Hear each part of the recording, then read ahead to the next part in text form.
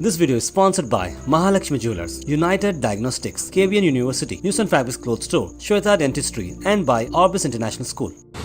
अस्सलाम वालेकुम, आदाब। मैं आए हुए मीडिया के बांधवों से, भाइयों से वेलकम करता हूं और ख़ास करके स्टेट सेक्रेटरीट मेंबर अब्दुल रहीम पटेल साहब का इस प्रेस कॉन्फ्रेंस में वेलकम करता हूं और फ़हीम साहब का भी, जो DWC मेंबर हैं, उनका भी वेलकम करता हूं। शहर गुलबर्गा के अंदर जो लैंड ग्रैबिंग का जो मामला चला हुआ है या ज़मीनात पर जो कब्ज़ा करने का जो मामला है, एक बहुत अरसे से ये अवाम के बीच में है। बहुत सारे लोग अपनी रोज़ी में से कटौती करके छोटा छोटा एक रकम इकट्ठा करके, कोई 10 साल, 20 साल, 5 साल, 8 साल पहले अपनी इस्तात के मुताबिक नॉन NA लेआउट्स में वो प्लॉट्स ख़रीदते हैं। ख़रीद करके इंतज़ार करते हैं कि अपनी इस्तात के मुताबिक जब भी उनके हालात बनेंगे, एक छोटा सा आशियाना बनाए, एक अपना घर बनाए जिसमें रहने बसर करने के लिए आसानी फराहम हो। लेकिन बेरोज़गारी और क्राइम बढ़ने की वजह से, ख़ास करके नौजवान तबके के अंदर ये जो बुराई आम हो गई है कि किसी की ज़मीन पर कब्ज़ा करके, डरा धमका करके या समझा बुझा करके या जाली डॉक्यूमेंट्स बना करके जो कब्ज़े हो रहे हैं, ख़ास करके ये outskirt of the cities, specially ring road के बाहर के जो इलाके हैं जिन पर अभी प्रोग्रेस चल रहा है, डेवलपमेंट चल रहा है, जहाँ पे कंस्ट्रक्शंस चल रहे हैं, जिनकी वैल्यूज़ डे बाय डे बढ़ते जा रही है, तो ऐसे इलाकों को टारगेट करके जो नॉन NA हैं वहाँ पर काबिज़ीन कब्ज़ा कर रहे हैं और वो गरीब जो मजलूम लोग हैं उनकी प्लॉट्स को जो है ना ये लोग कब्ज़ा करके या समझा बुझा करके या फेक डॉक्यूमेंट्स बना करके जो है ना उनसे ऐंठ रहे हैं, छीन रहे हैं। Social democratic party of India ने उसके पास बार बार लोगों का आना, लोग अप्रोच होना, अपने मसाइल को रोज़ाना सुनाना, उनकी ज़िंदगी के दुखड़े जब सुनाने लगे, कई एक मजलूम लोग जो छोटा छोटा ठेला भंडी ढकेलने वाले लोग भी जो है अपनी आमदनी में से कटौती करके जो प्लॉट खरीदे थे, वो आ करके रो करके जब अपनी बातें सुनाते थे, तो social democratic party of India ने ये बात को महसूस किया कि शहर के अंदर इस तरह के हालात से मजलूमियत बढ़ते जा रही है, मुजरिमियत भी बढ़ते जा रही है। उसके लिए इक़दाम उठाते हुए social democratic party of India ने इसको ज़िम्मेदारी का बेड़ा उठाते हुए एडमिनिस्ट्रेशन के पास अप्रोच हुआ। ये हालात सारा जायज़ा जो है इंशाअल्लाह इसके आंकड़ों के साथ, इसके दलाइल के साथ, ये सारी चीज़ें जो बन रही हैं उसके ऊपर इंशाअल्लाह हमारे अब्दुल रहीम पटेल साहब जो स्टेट सेक्रेटरीट मेंबर हैं वो आपके पास, आपके सामने रखेंगे। आप इन सारे मुद्दों पर इंशाअल्लाह फैक्ट्स एंड फाइंडिंग के साथ और वो सारे मसाइल के ऊपर एडमिनिस्ट्रेशन से जो गुफ्तगू हुई है, डिस्कशन हुए हैं, वो सारी चीज़ें आपके सामने इंशाअल्लाह अब्दुल रहीम पटेल साहब रखेंगे। अस्सलाम वालेकुम, very good evening to one and all. दोस्तों, जैसा कि आप सब जानते हैं, बहुत सालों से गुलबर्गा में लैंड माफिया, लैंड ग्रैबिंग के केसेस बहुत सामने आ रहे हैं। अब कुछ ही 1-2 सालों से तो ये इसकी जो संख्या है बहुत बढ़ चुकी है। जब हमारे पास केसेस ये आए थे, हम पुलिस डिपार्टमेंट को, कॉरपोरेशंस को लेटर लिखे, मेमोरेंडम लिखे, लेकिन एक आई वॉश की तरह वो लोगों के पास भी ऑथेंटिक कुछ भी नहीं है। किस तरह से पकड़ना है, इसको जड़ कहाँ से है इसकी, किसी को कुछ समझ में नहीं आ रहा था। हम जो केसेस लेके जा रहे थे सिर्फ वो केसेस सॉल्व हो रहे थे, बाकी के ऐसे अनगिनत ऐसे केसेस हैं, ऐसे अनगिनत पीड़ित लोग हैं जो हमारे पास अप्रोच नहीं हुए, वहाँ का वहीं डीलिंग होकर, वहाँ का वहीं परेशान होकर चले जा रहे हैं। ये मामले को हम लोग क्या किए, एक पर्टिकुलर हमारे पास केस आया, सर्वे नंबर 25/1 का, आज़ादपुर विलेज का एक सर्वे, एक प्लॉट का इशू आया।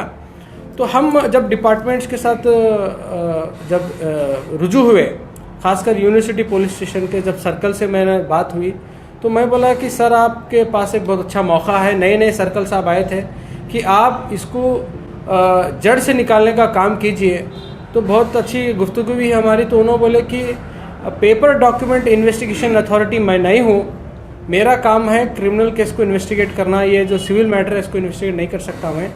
आप इसके ऊपर कोशिश करो, इसके ऊपर वर्क करो, आरटीआई डाल के आप जैसा काम करते हैं हमेशा एसडीपीआई वाले, वैसा काम करके इसके डॉक्यूमेंट्स निकालो, इसकी जुट कहाँ है वहाँ पकड़ो, इसके ऊपर हम इंशाल्लाह कोशिश काम करेंगे बोल के बोले। फिर उसके बाद हायर डीसीपी साहब से भी बात हुई, उन्हें का भी एक पॉजिटिव रिप्लाई है हमारे खिलाफ की, उन्होंने भी बहुत रेडी थे ये लैंड माफिया के ऊपर काम करने के लिए। तो वो एक पर्टिकुलर प्लॉट्स के ऊपर लेके हम स्टार्ट करें। जब वो प्लॉट के ऊपर 2 लोगों के डॉक्यूमेंट्स आए, सामने वाले लोग जब डॉक्यूमेंट्स लेके आए तो हम रिक्वेस्ट करें कि उनके डॉक्यूमेंट्स सर हमें दीजिए, हम इन्वेस्टिगेट करना चाहते हैं कि वो डॉक्यूमेंट्स कैसे हैं। वो डॉक्यूमेंट्स लेने के बाद हम जब स्टार्ट किए वो डॉक्यूमेंट्स के ऊपर काम करने का, उन्होंने सामने वाले जो लैंड माफिया की जो टीम है उन्होंने डॉक्यूमेंट्स बनाए, ग्राम पंचायत के डॉक्यूमेंट्स बनाए, कॉरपोरेशन के डॉक्यूमेंट्स बनाए, ये सब डॉक्यूमेंट्स बना के अच्छी एक फाइल ऐसे ही प्रिपेयर की है कि ओरिजिनल डॉक्यूमेंट्स भी परेशान होना कि ये ओरिजिनल है कि डुप्लीकेट है बोल के। इतने अच्छा तरीके से डॉक्यूमेंट्स बना के रखे हैं कि किसी को भी दिखाने के लिए आसानी से ये मालूम होता है कि ये डॉक्यूमेंट्स पक्के हैं। जब हम उसके ऊपर आरटीआई डाल के इन्वेस्टिगेट करना शुरू करें तो मैं एक छोटा सा एग्जांपल देता हूँ। इनके पेपर्स देखिए, कंस्ट्रक्शन परमिशन लिए हैं ये कुसनूर ग्राम पंचायत से, और वो कंस्ट्रक्शन पेपर के ऊपर है नोटरी नंदीकुर के ग्राम पंचायत के डिस्ट्रिक्ट प्रेसिडेंट की जीपी प्रेसिडेंट की सील है। जब हम आरटीआई डाले कुसनूर ग्राम पंचायत को और नंदीकुर ग्राम दोनों को कि ये जो कंस्ट्रक्शन परमिशन आप दिए हैं ये प्लॉट नंबर पर, ये पर्टिकुलर सर्वे नंबर पर, तो आप इसका रिप्लाई दीजिए, आप क्या क्या डॉक्यूमेंट्स लेके इनको परमिशन दिए हैं, क्या है आपके पास इतनी ऑथेंटिसिटी। उन्होंने आरटीआई में क्लियरली रिप्लाई दिया है, उनके जो पीडीओ ऑफिसर ने क्लियरली रिप्लाई दिया है कि ये सर्वे हमारे को आताच नहीं। जब आताच नहीं तो परमिशन देने की बात तो दूर की भी, तो उन्होंने क्लियरली डिनाई किया। फिर हम क्या करें, चलो आज़ादपुर, क्योंकि आज़ादपुर विलेज का प्लॉट है, आज़ादपुर ग्राम पंचायत में शायद ये प्लॉट के इनके डॉक्यूमेंट्स होंगे, वहाँ पर भी हम आरटीआई डाले। तो वहाँ के पीडीओ ऑफिसर ने भी हमें आरटीआई में रिप्लाई ये किया कि ये प्लॉट के हमारे पास अब तक कोई डॉक्यूमेंट्स नहीं है, ना कंस्ट्रक्शन परमिशन है, ना फिर रिसिप्ट कोई टैक्स भरे, कुछ भी नहीं है बोल के उन्होंने भी क्लियरली आरटीआई रिप्लाई किया। फिर दूसरे डॉक्यूमेंट्स हम इनके चेक करें, ये जो लैंड माफिया है गुलबर्गा कॉरपोरेशन से पीआईडी भी इशू करा लिए थे टैक्स को भरने के लिए। तो हम कॉरपोरेशन को सवाल करें कि आप ये जो सर्वे नंबर 25 है ये आज़ादपुर ग्राम पंचायत पे आता है, ये गुलबर्गा कॉरपोरेशन लिमिट में नहीं आता, तो आप कैसा पीआईडी दिए बोल के हम जैसे उनको सवाल किए, पीआईडी गायब कर छोड़े। पीआईडी नंबर 796 ये एक है, और 2 पीआईडी है 150460, ये पीआईडी नंबर जो डॉक्यूमेंट्स हमारे को दिए थे पुलिस स्टेशन में कि ये पीआईडी नंबर है बोल के। जब हम उनके सवाल किए, फिर थोड़े दिन के बाद जब जवाब पूछने गए तो ये पीआईडी नंबर नील बोल के आ गया। नाम उनका अच्छा है, जिसके नाम पे डॉक्यूमेंट्स बने थे, नील बोल के आ गया। क्यों? कॉर्पोरेशन को जैसे मालूम पड़ा उनकी गलती, नील बोल के आ गया।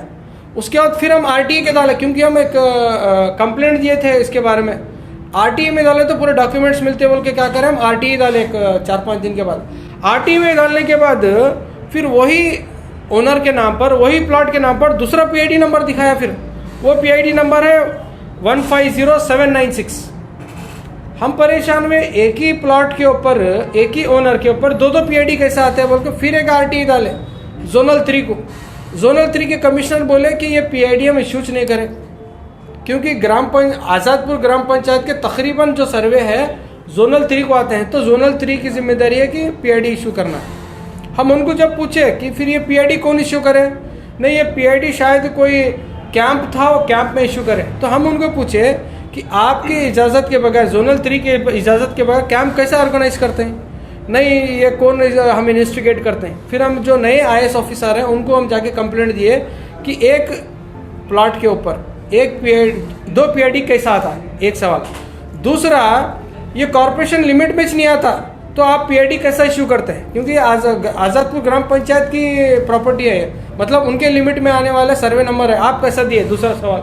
तीसरा, कौन से ऑफिसर्स पीआईडी इशू कर रहे पैसे लेकर? क्योंकि ये जो लैंड माफिया देखिए, इनके पास एक 4-5 लोगों का ग्रुप टीम रहता है इनके। एक डुप्लीकेट डॉक्यूमेंट्स बनाने वाले, duplicate documents, stamp paper duplicate, fee receipt duplicate, even notary तक डुप्लीकेट ये बनाते हैं। दूसरा एक टीम रहता है कब्जा लेने की टीम। इन कंस्ट्रक्शन के थोड़े सुपरवाइजर्स के गाउंडी टाइप के लोगों को लेकर क्या करता है, इनकी एक टीम रहती है कब्जा करने की, कंस्ट्रक्शन स्टार्ट करने की। तीसरी टीम है ये तीनों चारों लोगों को क्या मैन पावर सप्लाई करने की गुंडा एलिमेंट्स, जो भाईगिरी के जो गुलबर्गे के लोग बोलते हैं ना, टर्मिनोलॉजी जो यूज़ करते हैं, इनकी एक टीम रहती है जो इनको क्या गुंडे सप्लाई करती है, मैन पावर सप्लाई करती है, इनकी टीम। चौथी बहुत अहम टीम यह है जो लोअर पुलिस ऑफिशियल्स, ग्राम पंचायत के ऑफिशियल्स, कॉर्पोरेशन के ऑफिशियल से इनका एक कनेक्शन रहता है। जब भी ये मसला उनके पास जाता है लोअर लेवल पे, जिसको निपटाने के लिए क्या करते हैं, एक ऐसा आदमी को रेडी करते हैं जो ये सब डिपार्टमेंट्स में इनका चलता हो। पांचवा एक आदमी ऐसा रहता है जो पॉलिटिकल प्रेशर क्रिएट करने के जैसा एक ऐसी एक टीम रहती है। तो 5 जने की एक सिस्टमेटिक, जिस तरह से एक एमएनसी कंपनी चलती है कि ये इसका काम ये, इसका काम ये, इसका काम ये, इस तरह से 5-6 लोग काम डिवाइड करके क्या में ऑर्गेनाइज्ड टीम बना करके इस तरह से काम करते हैं। एक डॉक्यूमेंट्स डुप्लीकेट बनाते हैं, दूसरा कब्जा लेने वाली की टीम अलग, तीसरा पुलिस ऑफिशियल्स, कॉर्पोरेशन ऑफिशियल्स, ग्राम पंचायत ऑफिशियल से मैनेज करने वाली टीम, चौथा गुंडा एलिमेंट्स को प्रोवाइड करने की टीम, पांचवा पॉलिटिकल प्रेशर को आए तो उसको संभालने वाली टीम। इस तरह से टीम बनाकर गुलबर्गे में 7 से 8 टीम गुलबर्गे में प्रोमिनेंटली काम कर रहे हैं।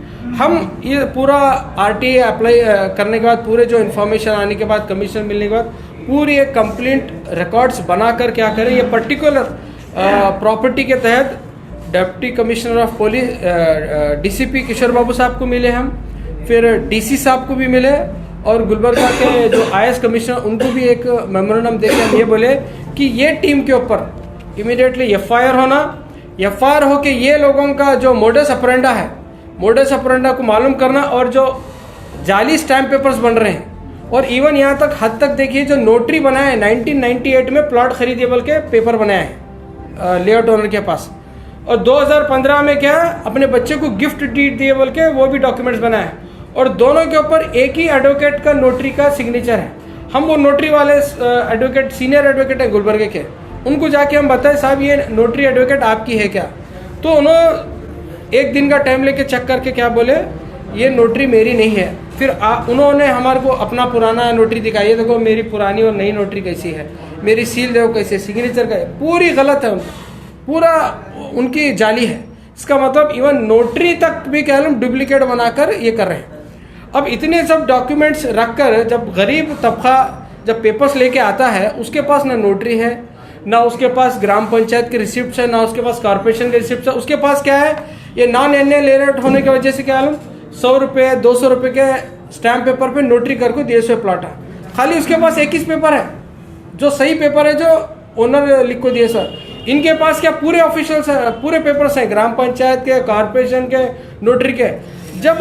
जब ये कंप्लेंट जब पुलिस डिपार्टमेंट को जाता, क्या बोलते हैं, कंसर्न पुलिस स्टेशन को जाता, नीचे के जो पुलिस ऑफिसर्स क्या करते हैं, इनको देखकर क्या करते हैं, अरे इनके पेपर ज़्यादा है ना, इनके ऑथेंटिक दिख रहे हैं बोल के क्या करते हैं, कुछ मैं ऑन रिकॉर्ड बोल रहा हूँ, कुछ लोअर पुलिस ऑफिशियल्स भी कह लो इसमें इन्वॉल्व हैं। ये जो लैंड माफिया के साथ इन मिलकर क्या करते हैं, ये जो गरीब तबकात को डरा कर क्या करते हैं, देखो उनके ज़्यादा है बोलकर क्या करते हैं। अब ये जब गरीब क्या करता है, उसको कुछ सोल्यूशन नहीं मिलता, उसको मालूम नहीं क्या करना है। कुछ ज़माने में क्या लो 25-50 हज़ार में प्लॉट खरीदे से रहता, उसको क्या करते हैं 1 लाख रुपए 1.5 लाख रुपए, हालांकि उसकी ज़मीन आज की कीमत 8 से 10 लाख रुपए है, 50 हज़ार से 1 लाख रुपए देकर क्या करते हैं, उसको डरा के भगा। क्योंकि ये लोग जो लैंड ग्राफिंग के जो लोग हैं, लैंड माफिया लोग हैं, ये वेल कनेक्टेड लोग हैं, गुलबर्गे में सबको मालूम है ये कौन है। अब मैं नाम इसलिए नहीं ले सकता इनका क्योंकि इन्वेस्टिगेशन चल रही है, वरना नाम लेने के लिए हम क्या उनसे डरते नहीं, ना उनसे कोई घबराते हैं।